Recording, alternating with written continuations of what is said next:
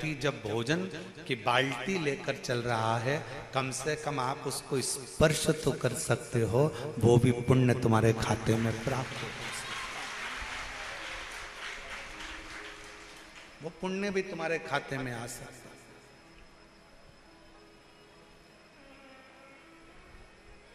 कल हम देख रहे थे लोग पानी की बोतल बांट रहे थे।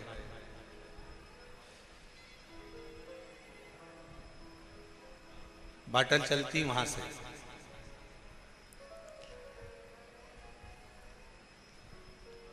इतना बड़ा किरीट ले लिया, छोटी छोटी बोतल, जितने की भी उसने लिए हो, 150 रुपए जितने की। अब बोतल ली बिमला बाई ने, नहीं अपनी सामर्थ्य था, बिमला बाई ने बोतल तुमको दी, तुमने बोतल दूसरे को दी, दूसरे को तीसरे को दी, पुण्य सारा बिमला बाई के पास में है, पर तुम्हारा थोड़ा सा स्पर्श मात्र भी अगर किसी प्यासे की जिह्वा तक वो पानी को पहुंचा देता है तो वो पुण्य तुम्हारे खाते में भी जाता है,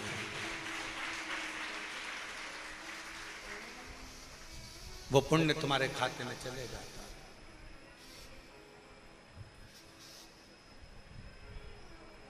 और वो पुण्य कोई साधारण नहीं, वो पुण्य कोई साधारण नहीं, वो पुण्य।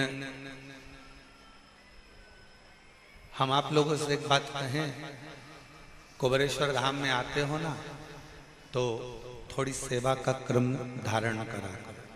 कहीं कचरा पड़ा है, उठाकर डस्टबिन में डाल दो। सुबह 10 बजे से भोजन भंडारा चालू होता है। आज भंडारा भोजन किया था, जम के तो बोलो, करा था। क्या क्या बना था? रोटी,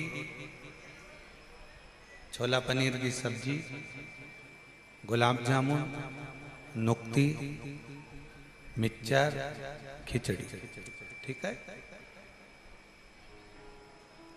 10 बजे भोजन चालू होता है, 3:30-4 बजे तक, जब तक लाइन खत्म नहीं हो जाती, लगातार जितने भी भक्त हों, 50,000, 60,000, 70,000, वो सब अंदर जाकर भोजन नहीं कर लेते, तब तक भोजन का बर्तन साफ नहीं होता।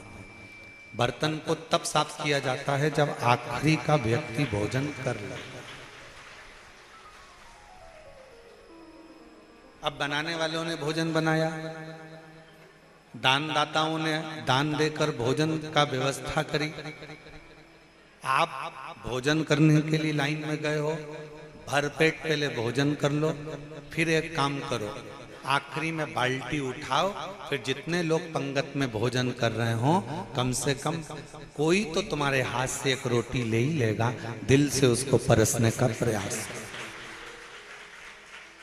सेवा।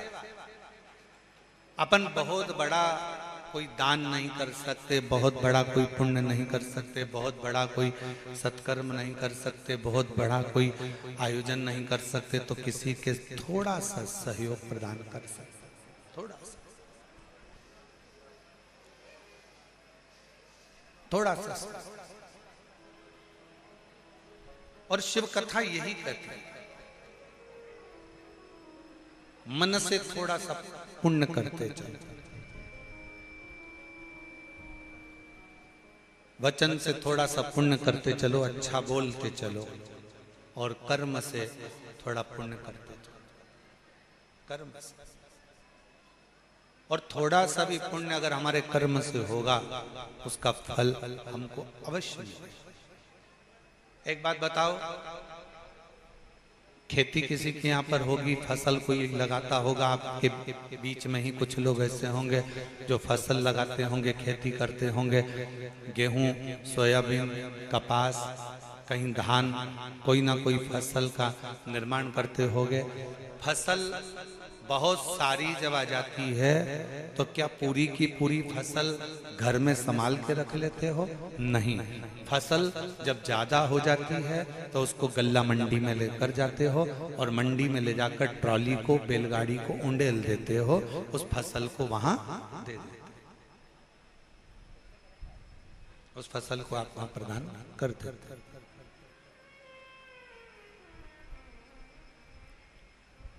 फसल ज्यादा हो गई, उसको गल्ला मंडी तक ले गए, दे दिया।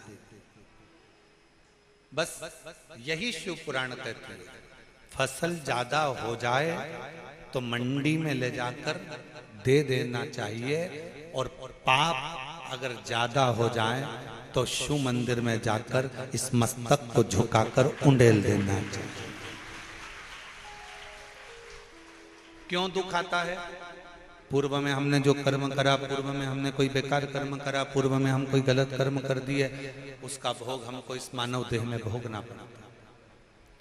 अगर तुम चींटी बनकर पैदा हुए और इस कर्म को भोगोगे तो कोई तुमको कष्ट होगा तो तुम्हारा अंदाजा नहीं होगा। पर मनुष्य देह में जब पूर्व का किया हुआ कर्म का भोग हमको भोगना पड़ता है तो हमारे इस मानव देह में हमको मालूम पड़ता है कि कोई पूर्व का कर्म हम बेकार कर दिया, कोई पूर्व का कर्म हमने बेकार कर लिया। इसलिए फिर निवेदन है कि मत बुरे कर्म कर बंदे वरना पछताएगा, भगवान की आंखों से तू बच नहीं पाएगा, तू बच नहीं पाएगा। अरे ओ अज्ञानी मत कर नादानी, अरे ओ अज्ञानी मत कर नादानी, तेरे कर्म का फल भी तू ही पाएगा, जैसा किया तूने तेरे आगे आएगा। मत बुरे कर्म कर वरना पछताएगा, भगवान की आंखों से तू बच नहीं पाएगा, तू बच नहीं पाएगा। उस परमात्मा के प्रति जागरूकता उत्पन्न करिए, उस परमात्मा के प्रति भाव उत्पन्न करिए, उस परमात्मा के प्रति अपना समर्पण उत्पन्न करिए। और जब तक ये समर्पण नहीं है तब तक शिव मिलना बहुत मुश्किल है। शंकर भगवान को पाने के लिए तुम्हारा पूर्ण समर्पण बहुत जरूरी है, बहुत जरूरी। फोन पर बात कर रहे हो, मोबाइल पर बात कर रहे हो, बात कर रहे हो पत्नी से, बात कर रही हो पति से, फोन पर समझ में आ जाता है कि मेरे पति का दिल मेरे से बात करने में नहीं लग रहा। फोन पर समझ में आ जाता है कि मेरी पत्नी मुझसे सही तरह से बात नहीं कर रही। बोलो सही है कि गलत है? एक बहन भाई को फोन लगावे मायके में और भाई अगर अच्छे से बात ना करे तो बहन को समझ में आ जाता है कि भैया का दिल नहीं है बात करना। भाभी से बात करे, भाभी का दिल नहीं है बात करना। एक माता पिता अपने बच्चों से बात करते हैं, विदेश फोन लगाते हैं और बच्चा अच्छे से बात नहीं करता तो माँ बाप को समझ में आ जाता है कि मेरा बच्चा अच्छे से बात नहीं करता। अब जरा विचार करो, केवल फोन पर बात करने से तुमको समझ में आ जाता है कि मेरे परिवार के लोग मुझसे अच्छे से बात नहीं कर रहे, तो तुम क्या करते हो? फिर उससे बात करते रहते हो क्या? नहीं, इतनी देर में तुम अच्छा ठीक है मैं अब रख रही हूँ, तुम्हारा मन नहीं हो रहा ना तो अब मैं रख रही हूँ। तेरा दिल नहीं है ना मुझसे बात करने का तो मैं रख रहा हूँ। बात करने से ही पता चल जाता है कि एक पत्नी का पति के प्रति कितना स्नेह है, कितना समर्पण है, और पति का पत्नी के प्रति कितना समर्पण है, बहन का भाई के प्रति कितना समर्पण है, और परिवार वालों का आपस में कितना समर्पण। केवल बात के करने पर ही मालूम पड़ जाता है।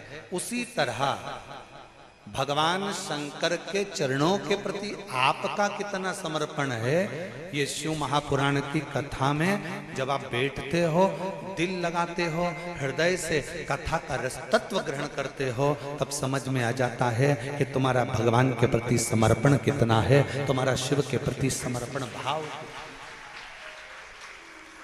कितना समर्पण।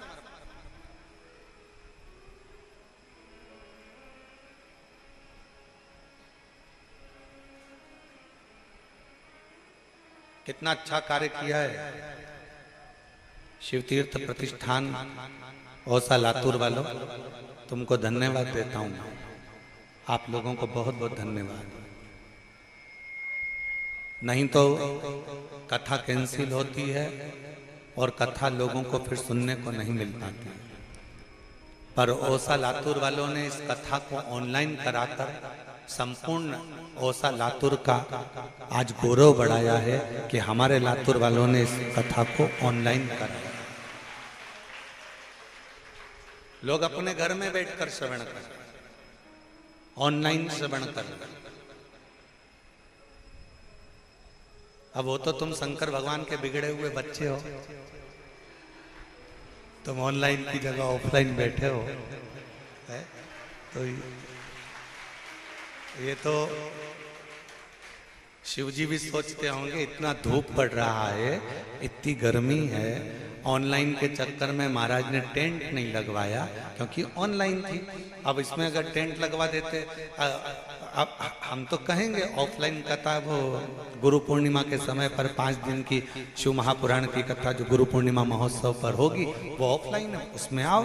पर आप लोगों का प्रेम इतना है कि वो भले धूप पड़ रही हो, गर्मी पड़ रही हो, फिर भी लोग धूप में बैठकर, जमीन पर कोई फर्श नहीं है, वहाँ बैठकर बाबा की कथा का रस तत्व ग्रहण कर रहे हैं। कई लोग आम के पेड़ के नीचे 4 दिन से एक जैसे पड़े हुए हैं और कथा का रस तत्व ग्रहण कर रहे हैं। ये शिव की भक्ति।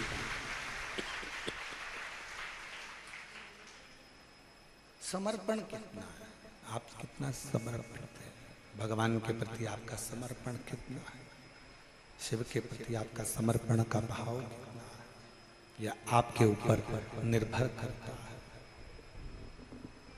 यह आपके ऊपर निर्भर करता है कि आप कितना समर्पण रखते हैं। और कुछ मत दो शिव जी को, तुम्हारे पास में कुछ नहीं है देने के लिए, कुछ मत,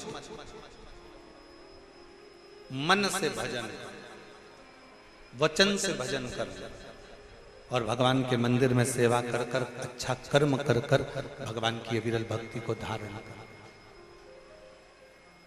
क्या देगा ये वो जानता है, क्या प्रदान करेगा ये वो जानता है। केवल उसकी अविरल भक्ति आपको बल भी देगी, शक्ति भी देगी, और जो उसको देना होगा वो देगी। हर हर महा, उसकी भक्ति शक्ति। हमारे बीच में फरुखाबाद वाले, फरुखाबाद वाले भैया बैठे हुए हैं। दिल्ली में जब कथा थी, मैं आपको बहुत बहुत धन्यवाद देता हूँ, बहुत बहुत साधुवाद देता हूँ।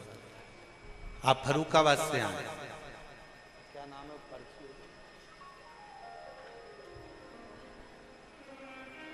शुभम सिंह राठौर, जमुनापुर, फरुखाबाद, उत्तर प्रदेश से आए। एक बार इनके लिए जोरदार ताली बजाए।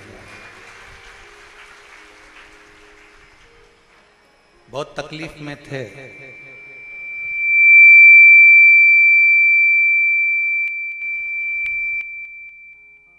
थे 5 साल इतनी तकलीफ, पूर्व से बहुत तकलीफ की जिंदगी जी रहे थे। 4 साल से बाबा से जुड़े, कुबरेश्वर धाम आए, पहली बार बाबा की कथा का रस तत्व ग्रहण किया, बाबा के मंदिर प्रांगण की सेवा करी, जो बन सका वो सेवा में लगे। कहीं भोजन भंडारे की सेवा हो, कहीं पानी की व्यवस्था हो, कहीं रोते हुए आया। और 4 साल में आज भगवान शिव ने ऐसा हाथ पकड़ा कि एक ट्रक भरकर पानी, चिप्स, कुरकुरे, बिस्कुट लेकर दिल्ली पहुंचा था। और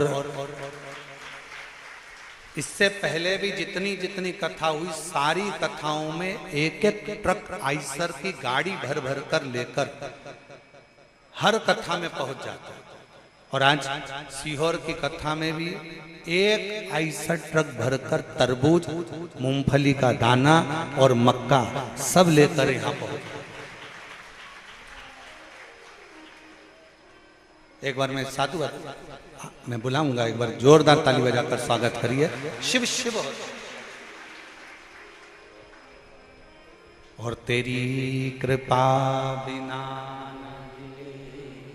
एक भी अणु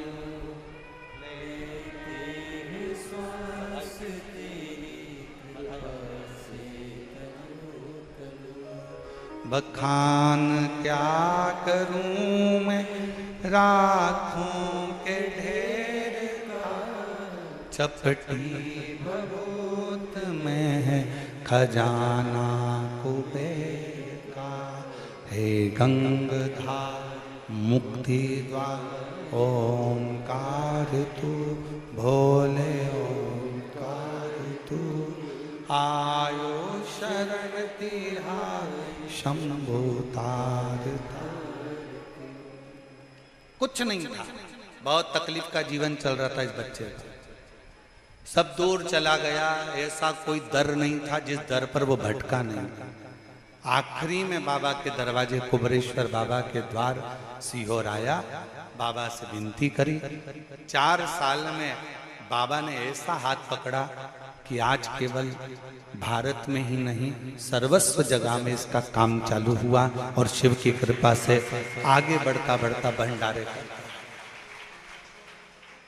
इसके स्टेटस पर इसका खुद का फोटो नहीं होता, पर बाबा का फोटो होता है। इसके व्हाट्सएप पर कुछ नहीं मिलेगा, केवल बाबा। इसके पूरे मोबाइल में कुछ नहीं मिलेगा, केवल शिव महापुराण की कथा। और इसके मोबाइल में कुछ नहीं मिलेगा, केवल बाबा की छोटी छोटी जो क्लिप यहाँ से जाती है वो इसके मोबाइल में रहती है। उसको सुनता है, अपना व्यापार करता है, वेयर हाउस ये वो सब बाबा की कृपा से बाबा चलाता है और बाबा करने वाला है। ये उसकी उदार, आप और हमारी सामर्थ्यता नहीं है।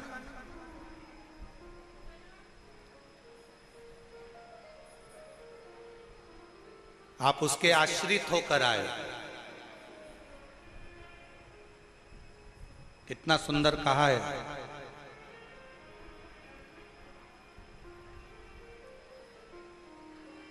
स्वयं माता पार्वती जी ने अपनी बेटी अशोक सुंदरी को जब प्रकट करा तो पूछा कि बेटी, मुझसे मैं तुझसे एक प्रश्न करना चाहती हूं।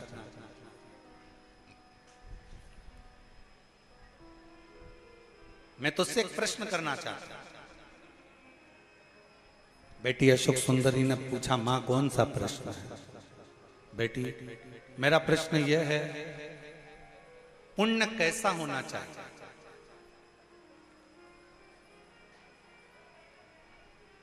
कौन सा पुण्य हो, पुण्य कैसा हो जो संसार के लोगों को करना चाहिए? अशोक सुंदरी ने उस प्रश्न का उत्तर दिया अपनी मां को कि मां, पुण्य वो होना चाहिए जो व्यक्ति के जीवन के और व्यक्ति के परिवार के और व्यक्ति के कुल के सारे पापों को धो दे। वो पुण्य सर्वश्रेष्ठ। वो पुण्य श्रेष्ठ है जो व्यक्ति के जीवन के पापों को धो दे, पाप कर्मों को धो दे, बेकार कर्मों को धो दे। कोई पाप कर्म कर रहा है उस परिवार में, कुल में, रिश्तों में, नातों में, कुटुंब में जो बेकार कर्म हो गए, पाप कर्म हो गए, उसको कौन धोए? हमारा करा गया भजन, हमारा करा गया स्मरण, हमारा करा गया कीर्तन,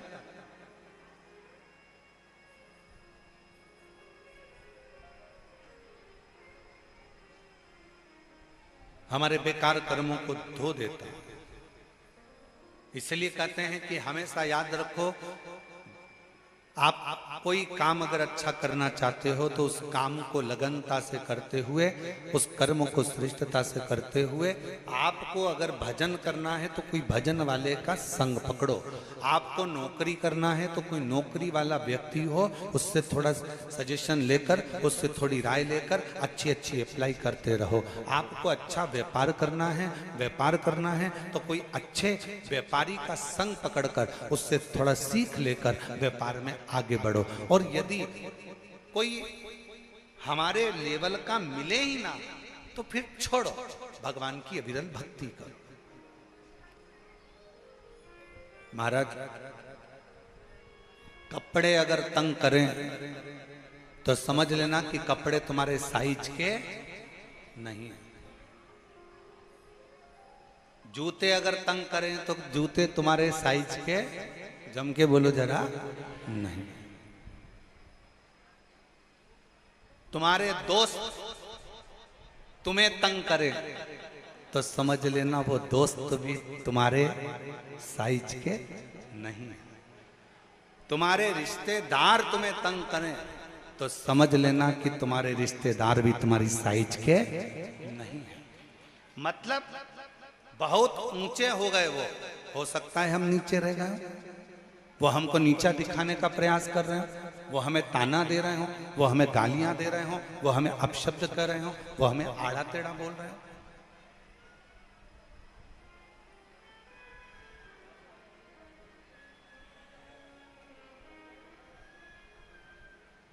कपड़े तंग करेंगे तो तुम कपड़े पहनोगे वो वाले? अरे जम के तो बोलो, नहीं। क्या करोगे? उसको छोड़ दोगे। छोड़ो इसको, ये तंग हो रहे हैं, ये तंगा रहे हैं, इन कपड़ों को छोड़ दो।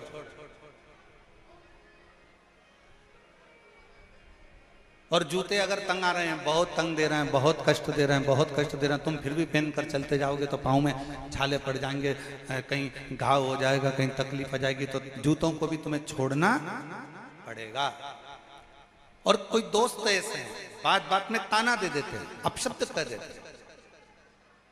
अभी यही बेटा कह रहा था, फरुखाबाद से जो शुभम सिंह आए अंदर कक्ष में, जब हमसे मिले तो कह रहे थे, आते आते जब हम निकल रहे थे तब कह रहे थे, गुरुजी पूरों ने, जितने मेरे अपने थे, सब ने खूब खूब ताना दिया, खूब झेला गुरुदेव।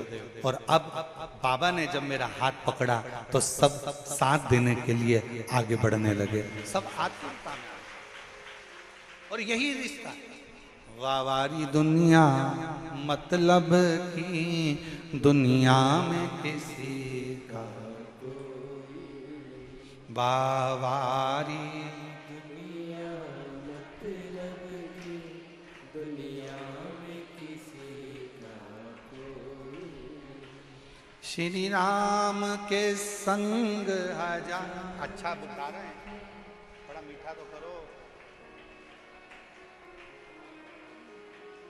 श्री राम के संग हजारों सुख, पर दुख पड़ा तब कोई नहीं, वावारी दुनिया मतलब की दुनिया में किसी का कोई नहीं, वावारी दुनिया मतलब की दुनिया में किसी का कोई। संसार में कोई किसी का नहीं है, सारा संसार मिथ्या है।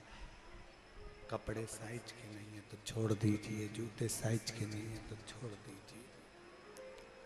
और रिश्ते, मित्र, नाते, कुटुंबी हमारे अगर साइज के नहीं हैं, जो हमें समझ ही नहीं पा रहा, जो हमें जान ही नहीं पा रहा, छोड़। फिर एक नाता, एक रिश्ता, एक कुटुंब, एक कबीला, कि नाता एक शिव जी से दूजा नाता तोड़ दे, रिश्ता एक शंकर जी से दूजा रिश्ता जोड़ दे। और साधु संगे शिव रंगे, रंग रंग रंगिए, और जाई विधि राखे महाकाल ताई विधि रही। जैसा मेरा शिव राखे फिर वैसा। जैसा मेरा शिव राखे, जैसा मेरा शंकर राखे, वैसा रहे। शिव के अनुकूल रहो। एक कथा आती है, शिव महापुराण का एक बड़ा सुंदर चरित्र है।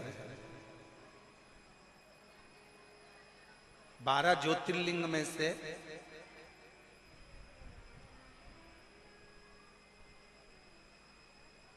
श्री सेलम का वर्णन किया।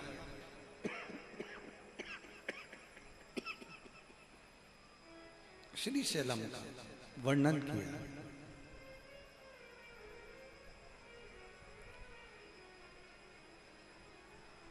गणेश जी और कार्तिकेय बाबा परिक्रमा करने के लिए गए।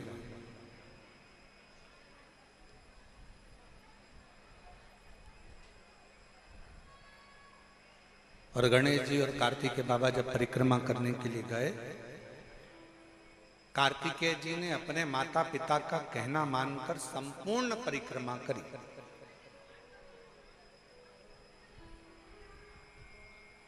और गणेश जी ने भी माता पिता का कहना माना और माता पिता में संपूर्ण ब्रह्मांड देखा, तो उन्होंने माता पिता की परिक्रमा की।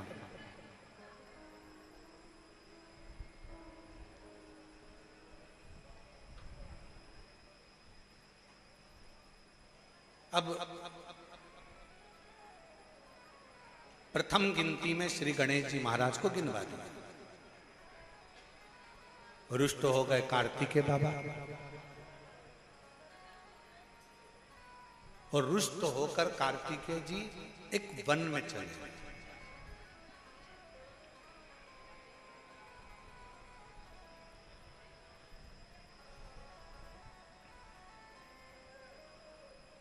भ्रमण करती करती वहीं से भगवान शंकर की पहली पुत्री,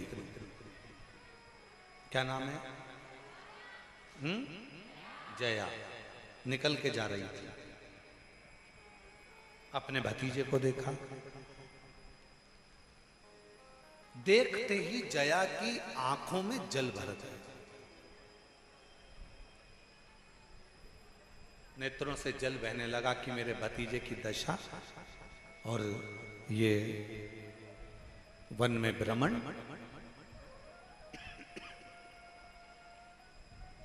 नैनों से जल बहा। जया दौड़ती दौड़ती अपने भतीजे श्री कार्तिकेय बाबा के पास में पहुंच गई। पूछा क्या हुआ। जया ने जैसे ही पूछा तो कार्तिकेय जी ने अपनी बुआ के गले लगकर नेत्रों में जल भरकर कहा, बुआ जी, माता पिता ने प्रथम गिनती में भगवान श्री गणेश जी महाराज को गिनवा दिया और मैं घर का बड़ा पुत्र आज प्रथमता से वंचित रह गया। आज मैं प्रथमता से वंचित हूं।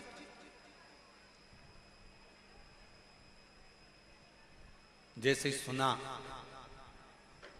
सुनते से ही जया ने आंख में आंसू भरकर कहा, तू माता पिता से रूठा हुआ है, अपने माता पिता से रूठा, तुझे रूठना ही नहीं चाहिए। क्यों चिंता करता है? एक काम कर, श्री सेलम पर जाकर बैठ और उस पर्वत पर बैठना और अपने माता पिता का स्मरण करना। अपने माता पिता का स्मरण कर। क्रोध आ गया षडानंद कार्तिकेय जी को, नहीं, मेरे साथ गलत हुआ है, मेरे साथ गलत कर्म हुआ है। गणेश जी को प्रथम गिनती में गिना गया है, मुझे बाद में लिया गया है, इसलिए मैं माता पिता का स्मरण नहीं करूंगा। क्रोध में थे कार्तिकेय बाबा, जब गुस्से में थे तो कौन समझा, पर समझाना पड़ता। एक लड़का नौकरी के लिए गया, उसके पिताजी से नहीं बनती थी, बहुत झगड़ा होता था उसका अपने बाप से, पिता से, अलग रहने लगा। और नौकरी के लिए जैसे ही गया तो वहां पर जो ऑफिसर बैठे थे इंटरव्यू लेने के लिए, तो उन्होंने पूछ लिया, तुम्हारे बाप का नाम क्या है, तुम्हारे पिताजी का नाम क्या है? उसको आ गया भयंकर गुस्सा, चिढ़ता था। और जिससे जितना ज्यादा चिढ़ोगे तुम्हारे सामने वो ही ज्यादा आएगा।